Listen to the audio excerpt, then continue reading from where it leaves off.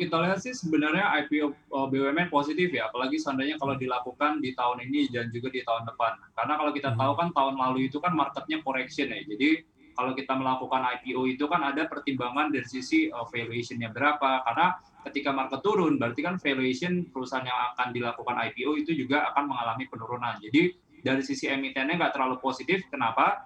Karena sebenarnya mereka dengan porsi yang sama cash raise atau ibaratnya dana yang didapatkan itu akan semakin sedikit sebenarnya. Itu dari sisi emitennya.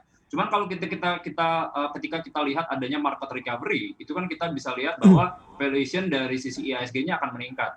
Jadi automatically buat perusahaan-perusahaan yang IPO itu akan mengalami ibaratnya porsi yang sama, mereka juga bisa dapat dana yang lebih besar, karena yang kita lihat sekarang juga dari sisi activity perdagangan itu meningkat signifikan ya, 20-25 triliun. Jadi IPO yang kemungkinan kan kalau BUMN kan size-nya lumayan jumbo ya, mungkin range-nya bisa di 500 miliar atau mungkin bisa di atas 1 triliun. Nah, jadi dengan adanya activity yang lebih bagus sekarang di pasar modal, transaction perdagangan itu bisa rata-rata di 17-27 triliun, itu kita lihatnya bikin dari sisi liquidity itu akan lebih mudah sebenarnya buat terserap di pasar.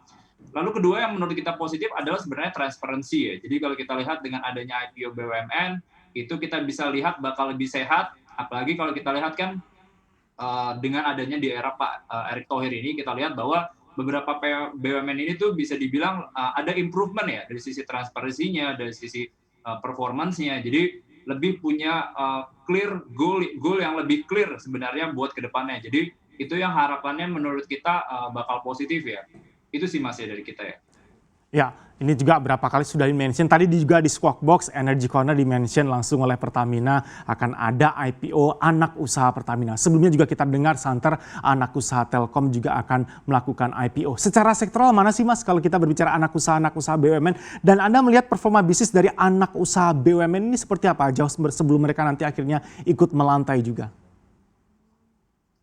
Kalau mungkin yang saya agak familiar mungkin Mitratel ya. Jadi kalau kita lihat kan nanti Mitratel ini adalah subsidiary-nya Telkom, dia bisnisnya di menara.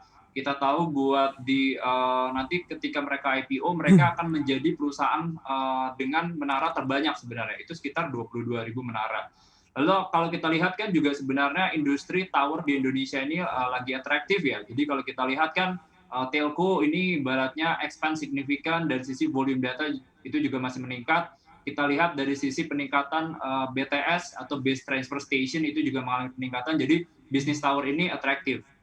Walaupun sebenarnya concern-nya dari in the short term, negatif concern-nya adalah nanti kalau ketika adanya M&A itu akan pressure sebenarnya permintaan menara. Cuman kalau kita lihat tren di global, tren di Indonesia, permintaan buat menara ini harusnya juga positif. Jadi itu yang menurut kita harusnya akan support ya, khususnya buat Mitratel itu tadi. Lalu kalau kita lihat kan juga ada beberapa related adalah perusahaan-perusahaan karya ya. Kalau kita lihat kan Adi, kalau dia punya bisnis yang bergerak di related ke LRT-nya itu, project itu juga akan dilakukan IPO gitu. Jadi itu yang menurut kita harusnya juga bakal positif. Karena kita tahu bahwa kan di tahun 2021 ini, dari sisi anggaran pemerintah, itu kan dari sisi budget APBN-nya itu ditingkatkan 50%. Apalagi kalau kita lihat kan beberapa project itu kayak contohnya LRT itu juga harusnya bakal positif ya, apalagi yang ibaratnya integrated dengan TOD-TOD-nya itu menurut kita sih harusnya atraktif, dan itu menurut kita fundamentalnya bakal bagus, dan itu harusnya atraktif ya buat dari sisi investor. Install aplikasi kami CNBC Indonesia di Google Play Store dan App Store untuk mengikuti perkembangan terkini berita bisnis dan ekonomi.